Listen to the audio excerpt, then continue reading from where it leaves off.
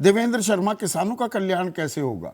राजनेता और राजनीतिक दल, और मैं तमाम राजनीतिक दलों की बात कर रहा हूं, अब चुनाव आ गया तो जी टमाटर के दाम कम होने चाहिए, तो 3 रुपये 4 रुपये 5 रुपये किसान को मिले, कोई फर्क नहीं पड़ता। 30 रुपये 25 रुपये आम आदमी देगा तो उसको राहत महसूस होगी।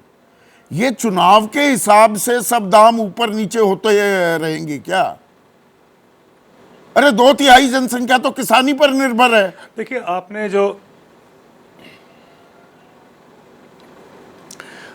जो आज किसानों का दुख समझने की और साझा करने की जो आज पहल की है, मुझे लगता है कि बहुत महत्वपूर्ण है संदीप जी, क्योंकि ठीक है, आने वाले चुनाव हैं और चुनाव में कंज्यूमर को खुश रखना सबसे ज़्यादा प्रायोरिटी होती है सरकारों की, लेकिन हम ये भूल जाते हैं कि जो किसान है वो भी कंज्यूमर है। और जिस देश में तकरीबन आपने शुरू में कहा था कि 70% किसी लोग जो हैं वो किसी न किसी तरीके से खेती से जुड़े हैं, और वहाँ पर किसानों की अनदेखी की जा रही है इतने दशकों से, तो इसका मतलब साफ है कि जो हमारा इकोनॉमिक डिज़ाइन है वो एक्चुअली एग्रीकल्चर को सेक्रीफाइस करता है for the sake of the consumers and the industry. ये हमें जानना बहुत ज़रूरी है। आपने कहा था कि हम किसके पास जाएं अपना दुखड़ा लेके। सच्चाई ये है कि हम पॉलिटिशियंस को, सरकार को, मंत्रियों को तो हम दोष दे ही देते हैं, लेकिन जो मुझे लगता है जिस तबके को हम इग्नोर करते हैं वो बेसिकली पॉलिसी मेकर्स और इकोनॉमिस्ट हैं। आप देखिए, जब किसान आंदोलन हो रहा था तो यही लोग थे जो बोलते थे कि मार्केट के हवाले किसान को छोड़ दिया जाए, और मार्केट ही जो है वो बेस्ट जज है किसान के दाम का। अभी देख लीजिए, क्या टमाटर के दाम का मार्केट जज है? यह आपके समक्ष है। तो ये कहना, और वही लोग हैं जो अब जब टमाटर के भाव गिरते हैं या प्याज के भाव गिरते हैं तब वो आपको कहेंगे कि नहीं साहब, सरकार को इंटरवेंशन और बात सिर्फ टमाटर, एक सेकंड देवेंद्र, बात सिर्फ टमाटर की नहीं है। अब चर्चा को थोड़ा व्यापक कर देते हैं ना।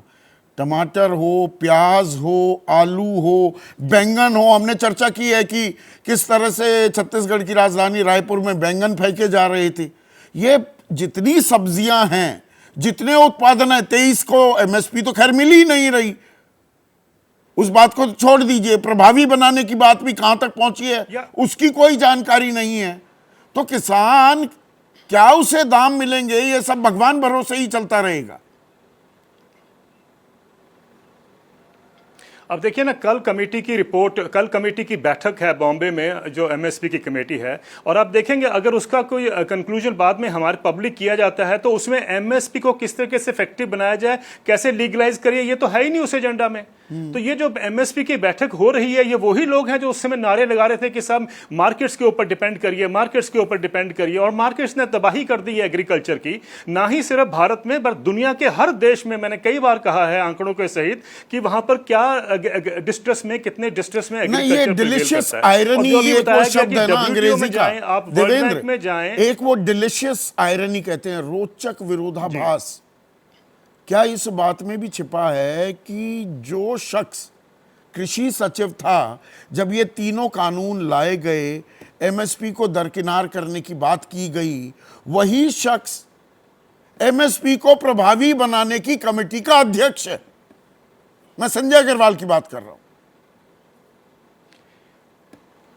बिल्कुल ठीक कहा, इसलिए मैंने आपसे कहा था कि ब्यूरोक्रेसी और इकोनॉमिस्ट, ये जो मैंने कहा था पॉलिसी मेकिंग जो बॉडी है, उसके भी ऊपर हमारे को सबको गौर करना चाहिए कि वो क्या कर रहे हैं। ये पॉलिसी मेकिंग में थे ना जो पुराने एग्रीकल्चर सेक्रेटरी थे जिनको कमेटी का चेयरमैन बनाया गया, ये पॉलिसी मेकिंग में थे ना जो डबलिंग फार्मर्स इनकम के चेयरमैन बनाए गए, ये पॉलिसी मेकिंग में थे ना वही चेयरमैन थे उसके जो कॉर्पोरेट का इंटरेस्ट था। नीति आयोग में एक बॉडी बनाई गई थी, एक कोर ग्रुप बनाया गया था कि कैसे कॉर्पोरेटाइज किया जाए एग्रीकल्चर को। तो इनका तो इंटरेस्ट सबका कॉर्पोरेट के साथ जुड़ा, क्योंकि यहीं पर रिटायरमेंट के बाद फ्यूचर भी है इन सब का। कृषि मंत्रालय हेडलेस हो जाएगा, क्योंकि मंत्री साहब तो चुनाव की तैयारी करेंगे, भाई विधायक बनना है।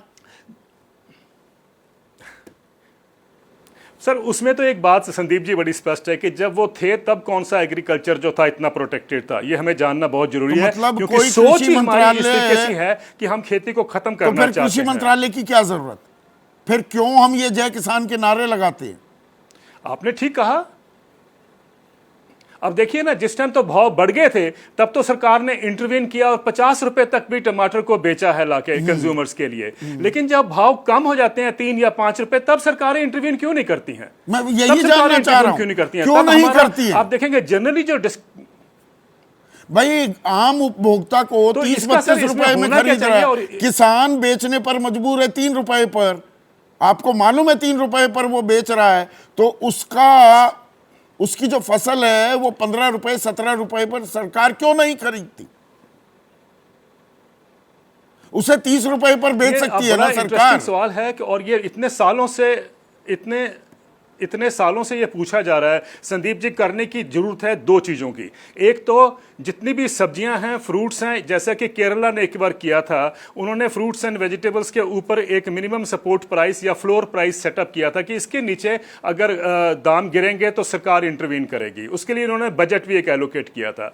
आज हमें भी देश में वैसा ही सिस्टम को एक्सपैंड करना चाहिए कि जितनी भी ये फ्रूट्स एंड वेजिटेबल्स हैं, उनके अगर प्राइसेस गिरते हैं बिलो द फ्लोर प्राइस जो हम सेट करें या एमएसपी जो सेट करें, उसके बाद सरकार इंटरवीन करेगी। एक बात। दूसरी बात यह है जो आपने सवाल उठाया बार बार कि साहब ये क्या कारण है कि आप 3 रुपए में अगर किसान से टमाटर खरीदते हैं तो हमारे को 32 रुपए क्यों मिलता है या 30 रुपए क्यों मिलता है? मैंने तो आज टमाटर 40 रुपए भी लिया है। मैं आपसे कहना चाहता हूं कि यह क्या कारण है कि 3 रुपए का 40 रुपए बिकता है कंज्यूमर के पास, यानी किसान को भी मार पड़ रही है, कंज्यूमर को भी मार पड़ रही है। और जो बिचौलिया है वो तकरीबन 2000% 3000% तक की मुनाफा कमाता है, लेकिन कभी किसी सरकार ने बिचौलिया पे हाथ डालने की कोशिश नहीं, बिचौलिए को भूल जाते हैं थोड़ी देर के लिए। 1 मिनट देवेंद्र। जैसे ही घड़ी का काटा दोपहर 2:30 पे आए, बबीता जी का दिल सास बहू साजिश के लिए मचल जाए। और ये है इनकी बहू, पूरे दिन ऑफिस की टेंशन हो जाए गॉन जब ये करें अपना फेवरेट शो फ्री टाइम पे ऑन। इनकी तरह आप भी देखिए अपना फेवरेट शो अपने टाइम पर और डाउनलोड कीजिए एबीपी लाइव ऐप अपने स्मार्ट टीवी पर।